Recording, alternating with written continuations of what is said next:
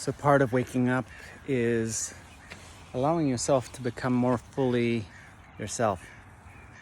I'm pausing because somebody elderly is having a walk. So as long as I'm trying to be something or someone that in my mind imaginarily would be better than this one, and maybe one that would better survive in certain circumstances. So I'm not hating on trying to be different. But in terms of waking up into the present moment, if you're spending some of your consciousness and energy trying to be something different, oh, what the hell, I thought I had a solution, but actually you can still wake up. Because waking up is accepting what's happening right now. It's the ability to be present with what's happening right now. And what's happening right now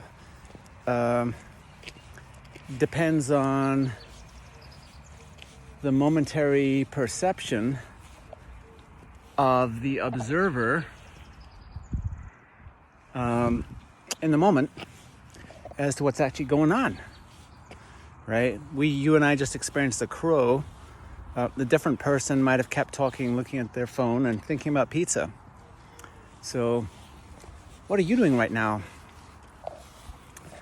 Anyway, rather than ramble on for too long, the blinding insight that just appeared is it really is accepting yourself fully in this moment that can open the doorway to the Buddha's awakening.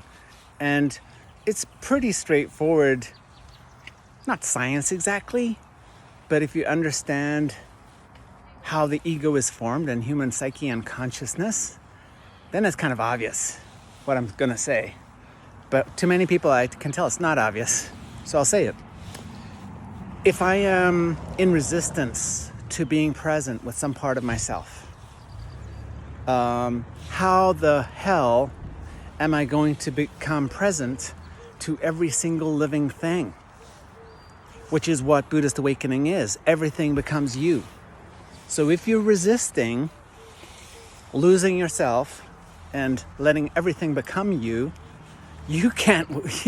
consciousness cannot have a very much of an awakening within your awareness, because you're hating on parts of yourself, and so the expanded, vast, open awareness is blocked. It's just that simple. That's why self-compassion is so important. That's why empathy is so important. That's why self-acceptance is so important, because everything is you. So even when you're experiencing yourself as a separate ego self, you can start practicing accepting that self. Then, if you're taking up a practice of meditation and one-pointed awareness and other spiritual practices that nurture an awakening process, Suki, come on. You can be more prepared for when you do have some kind of a spiritual awakening and realization that everything is one, and take that awakening or practice or process and continue what you've already started of accepting life as it unfolds in all of its horror. And I'm not saying you don't try to do whatever you can do in the role that you find yourself living in a human body to improve the way things are unfolding on this planet for all forms of life. I think that's a very noble intention. And yet within that, if you want to allow consciousness to wake up and be whole and complete while in a human form, some kind of radical acceptance and surrender and inner death of who you thought you were or what you thought you desired is going to be necessary if you actually want to have that level of waking up.